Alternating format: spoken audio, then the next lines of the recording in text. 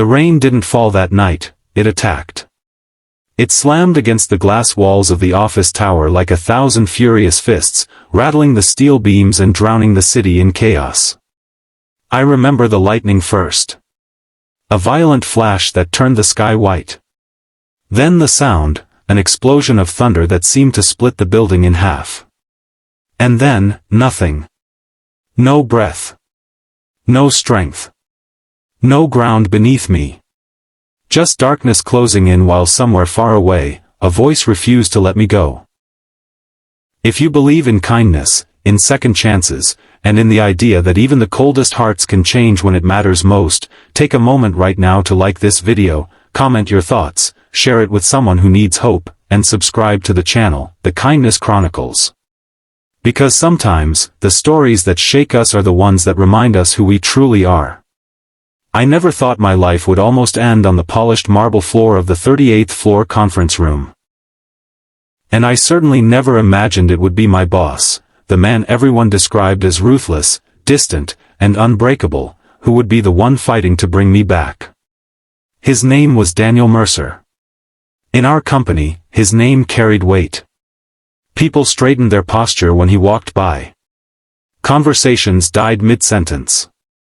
He was known for impossible standards, brutal honesty, and a work ethic that devoured weekends and holidays without mercy. To me, he was a storm even before that night. Predictable in power, unpredictable in emotion.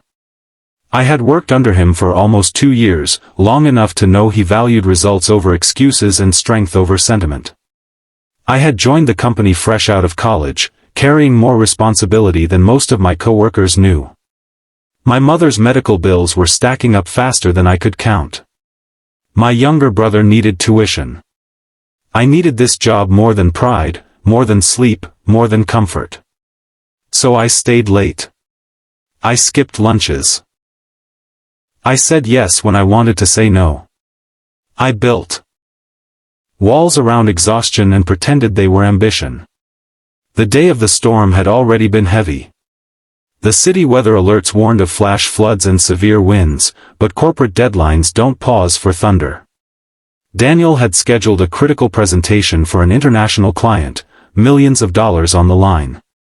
I had prepared the data models for weeks, triple-checking every detail, memorizing every slide. My chest had felt tight all morning, but I ignored it. Stress, I told myself. Just stress. By evening, the sky had turned an unnatural shade of green-gray. The office had emptied early, employees eager to outrun the coming storm. Only a handful of us remained. Daniel was in his glass office reviewing projections. I was in the conference room, rehearsing quietly, adjusting graphs for the 10th time. Outside, the wind howled louder. The first flicker of pain hit me like a spark. Sharp. Brief. I pressed my palm to my chest and forced a breath. Not now. Not tonight. I had learned to silence discomfort. When you grow up watching hospital machines beep beside your mother's bed, you develop a tolerance for fear. You push it down because someone has to stay strong. But the second wave wasn't sharp. It was crushing. A weight pressing inward, stealing air from my lungs. My vision blurred. The room tilted. I remember gripping the edge of the table. The sound of rain intensified, or maybe it was my heartbeat pounding in my ears. I tried to call out, but my voice dissolved into the storm. The last thing I saw before collapsing was lightning illuminating the skyline like a warning flare. When I regained awareness, it wasn't gentle. It was violent pressure against my chest. Rhythmic. Desperate. A voice cutting through thunder. Daniel's face hovered above mine, rainwater from the broken window misting against his hair, his usually composed expression shattered by something raw and unguarded. His hands were pressing down on my sternum, steady and forceful, counting under his breath. The power had gone out, leaving only emergency lights casting the room in red. I drifted again, slipping between pain and nothingness. And then I felt breath forced into my lungs. Again. Again. My body resisted. Somewhere deep inside, something wanted to surrender. And that's when I heard him whisper, not as a command, not as a CEO, but as a man terrified of losing something he didn't understand. He leaned closer, his voice shaking in a way I had never imagined possible. He whispered, not like this. It wasn't dramatic. It wasn't loud. It was broken. The words pierced deeper than the lightning ever could. He pressed harder. Counted louder. Thunder roared above us. I remember thinking how strange it was that in my final moments, the most feared man in the building was fighting like he had everything to lose. And then pain exploded back into my chest as air rushed in. I gasped violently, coughing, choking, dragging oxygen into lungs that felt foreign. My body convulsed. Daniel rolled me to my side, his hand steady on my shoulder as paramedic sirens wailed faintly in the distance. He didn't move away immediately. His hand remained there, firm but careful, as if afraid I would vanish again. The hospital lights were sterile and unforgiving. I learned later that I had suffered a cardiac arrest triggered by extreme stress and an undiagnosed arrhythmia. "You're too young," the doctor had said, shaking his head. As if youth were armor against collapse. My mother cried quietly at my bedside.